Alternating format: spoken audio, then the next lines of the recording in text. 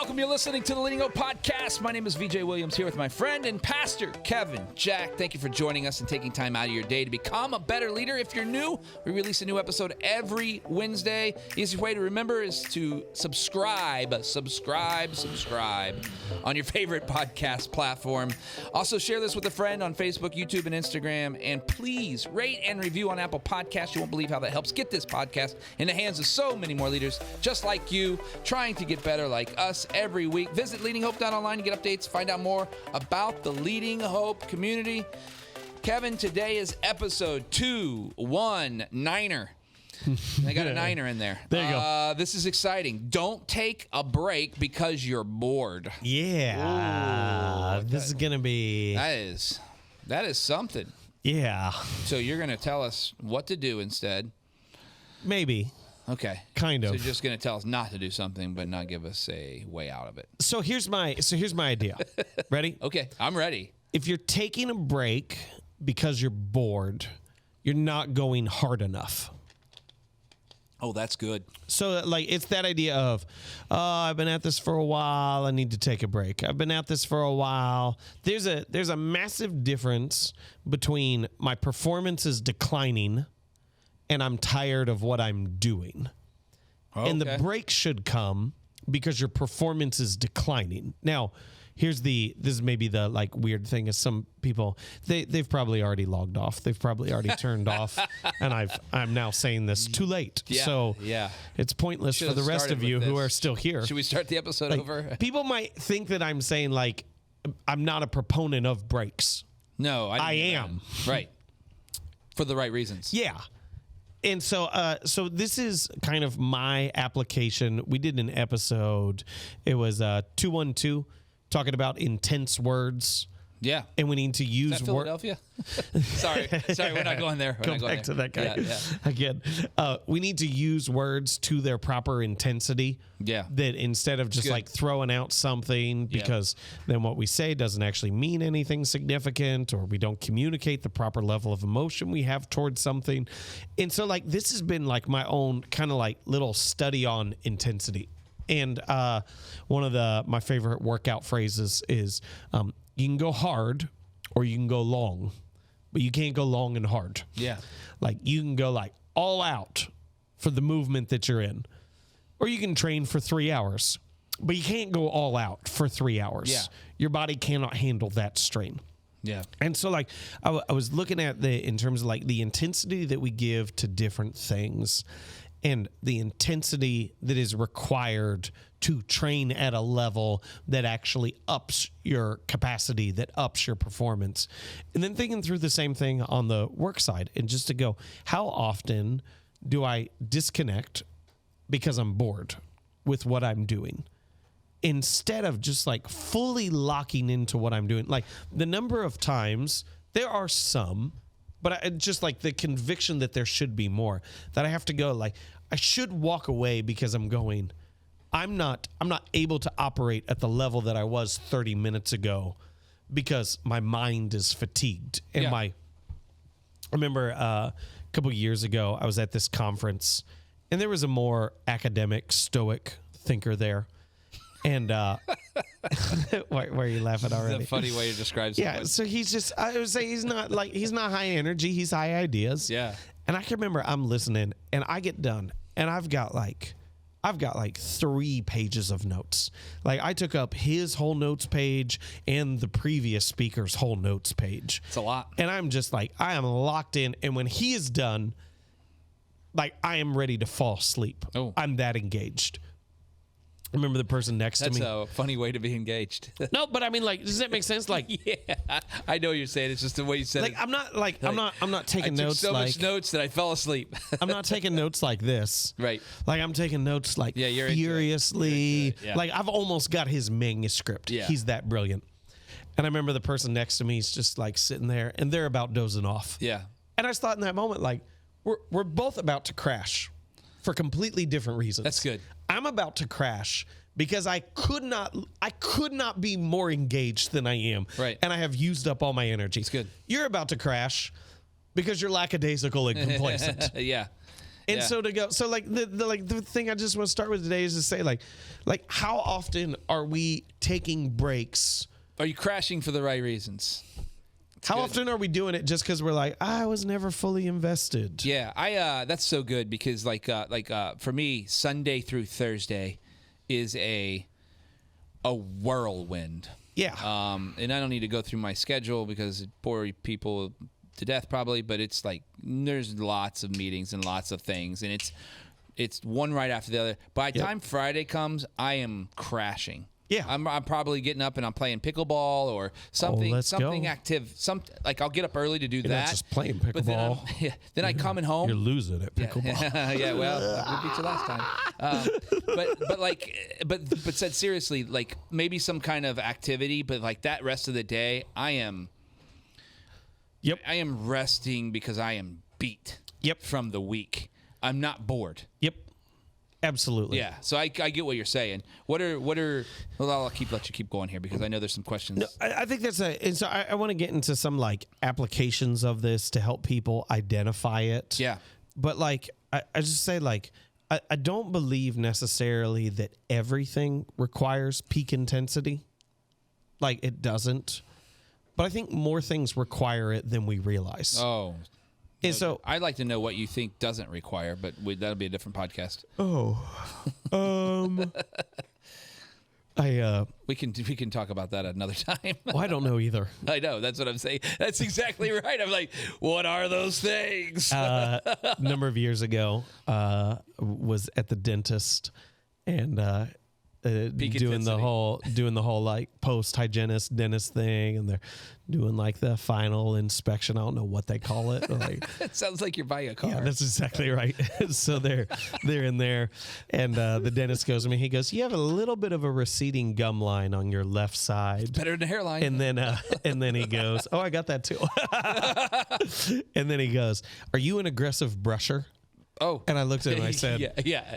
I'm an aggressive everything. Like, brushing doesn't even begin to start. Yeah. Some people get bored at brushing their teeth. Me? I was convicted years ago. I was reading this book by Andy Crouch. Sorry, I couldn't remember the author's name for a second. And the book was on human flourishing, and and I've mentioned these ideas before, but I think these ideas are so important that he says we were meant to live in a work-rest rhythm, fully engaged, fully off. It's good. He said instead we operate in a toil leisure rhythm. Yeah. We're not really working, we're toiling. Yeah. We're kind of productive, but we're not really productive. And then when we go to rest, we're still kind of working. We like keep our work with us. Yeah. And we're not really resting. And so he said, instead of the this is now my language, I'm not ascribing this to him. Instead of the intensity and then recharging that was meant to be there is never actually there. Yeah. And so we never feel like we're on. We never feel like we're able to turn off. And so to go like, if you're actually operating at the proper level of intensity, there should be a point where you're not able to keep going. Yeah. Or if you do, your work is suffering so much that is indistinguishable from who you are when you're fully rested. Yeah. And that's how it should be. And we don't, like, too often I'm not like that. And then I'll say to everyone else, I rarely see that. No, I think it's very accurate. So it begs the question of what needs to change in order to do that. I mean, otherwise this information is just information. Yeah, I think the application is obvious. The identification may be less obvious. Yeah, I think so, because most of us think if we're bored, it's not because I would say, and I feel comfortable with saying this, I think, if we're bored, it's not our fault. Yeah, that's what we say. Yeah. Yeah. That's what I'm saying. Like, so going to what you said, I'm bored. I'm bored. Well, is that someone else's fault? Yeah. I was with some of our staff. I'm in these environments a lot. Not many people who like are with me on our team get to see me in these environments.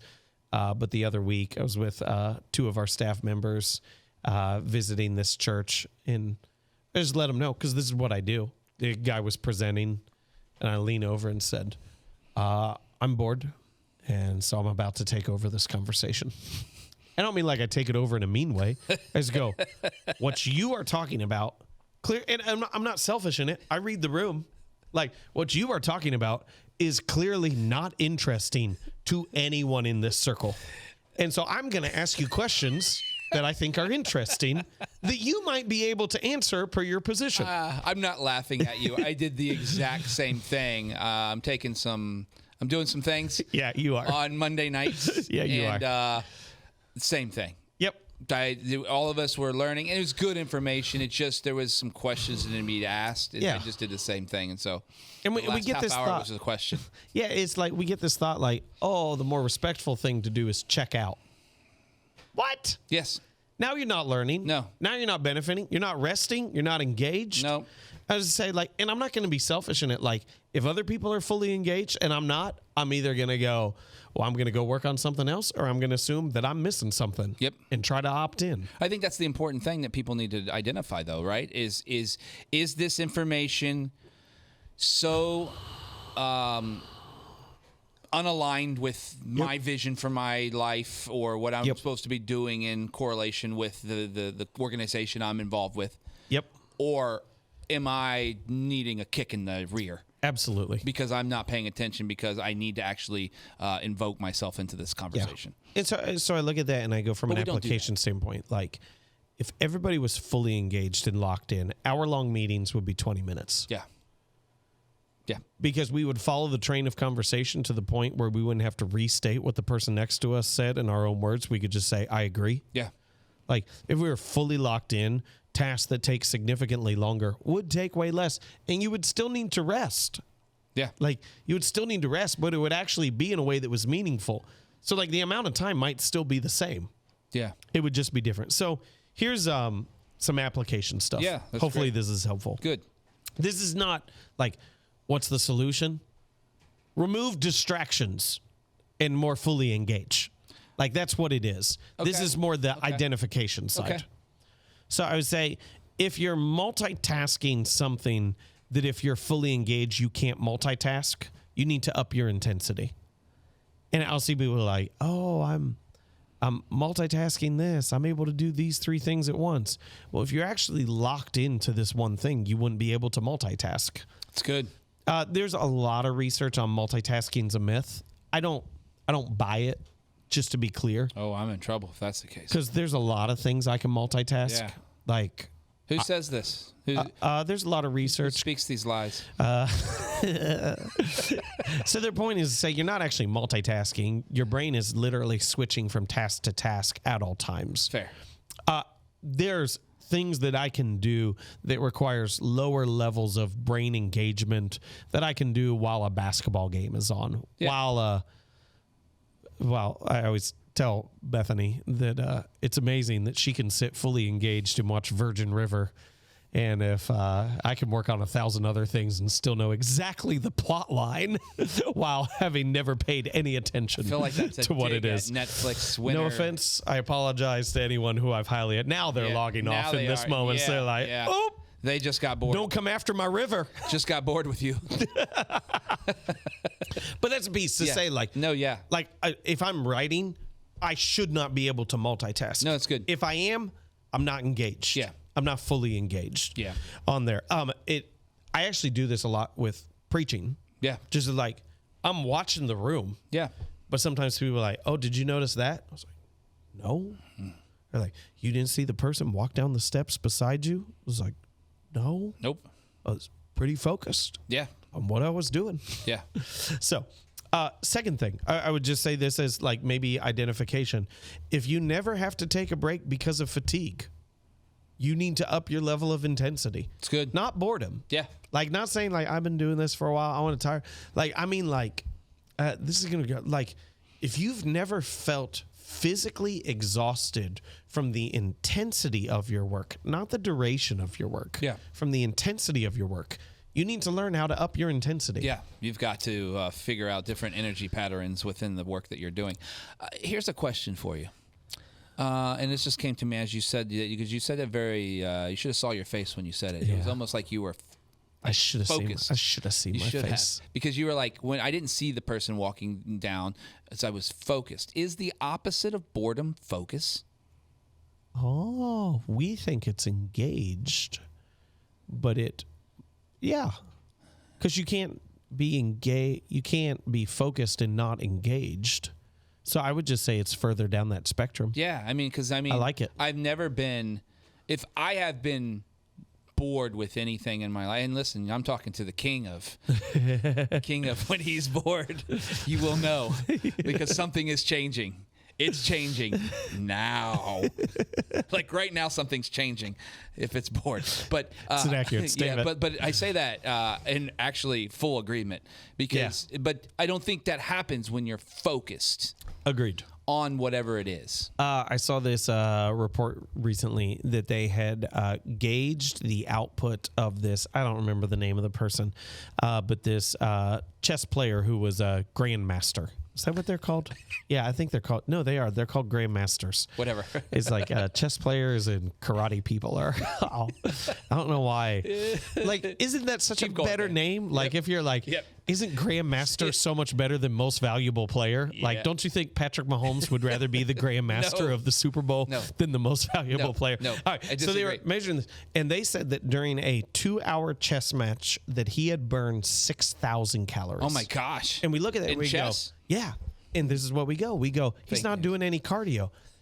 His brain output, like the tax on his brain was so high. That's amazing. That he burned 6,000 calories sitting still. Sitting still. Could you imagine that? So, like, if I could just acknowledge, like, we talk about, like, an obesity epidemic. Yeah. Play chess? Maybe it's a boredom epidemic. Yeah. Like, maybe it's not fully about our cardio. Maybe it's about our intensity level and being engaged in work that matters. Now we're talking about a But I'm not a doctor, so I don't know that fully. But that's 6,000 calories. I was like, oh my goodness. Yeah, but unfocused parts of my life are spent wastefully. Yes. Which ruins any part of the life that is actually engaged. But to say literally for your physical health, intensity matters. Good. Intensity without physical activity matters. That's so good. That's so good. Blows me away. Yeah. So, I mean, we're about out of time here. Do you want Can I give one more on identification? No, yes, please. If your work always fits the allotted time, you need to up your intensity. Like if you set an hour for this and it always takes an hour, come on. Like treat your calendar in some ways. Don't let your quality diminish. Treat your calendar like the ETA in Google Maps. Yeah, but I'm really good at managing my time. Say, if it says you're going to arrive at this time, beat that time. Yeah. If it says this meeting's going to take an hour, we need a lot more like, not we're going to discuss everything that could possibly need discussed for this hour, to go, we're going to beat that time. Yeah. We're going to get out early and make the decision we need to. Yeah. And why would someone do that now that you just said that? Why do we need to beat that time? Oh, that's a great question. Thank you. That'd be another podcast. All right, wrap this one up. I won't make you answer it. Yeah, I just want to give people the idea to say, like, we all take breaks. Why are you taking breaks? Yeah. Are you taking breaks because you're bored? Or are you taking breaks because if you don't, you're going to break down because you've been going so hard? So good. Thank you for joining us. Episode 219. Don't take breaks because you're bored. If you're new to the podcast or haven't yet subscribed, it mean the world to us if you did that now. Also post about it. Rate and review or both. You won't believe how that helps get this podcast in the hands of so many more leaders just like you, trying to get better like us every week. We love hearing your stories, how the podcast is working in your life or business. If you have a story, visit leadinghope.online and send that to us. We would love to hear from you. And remember, everyone has 20 minutes to learn to become a better leader. Make it count.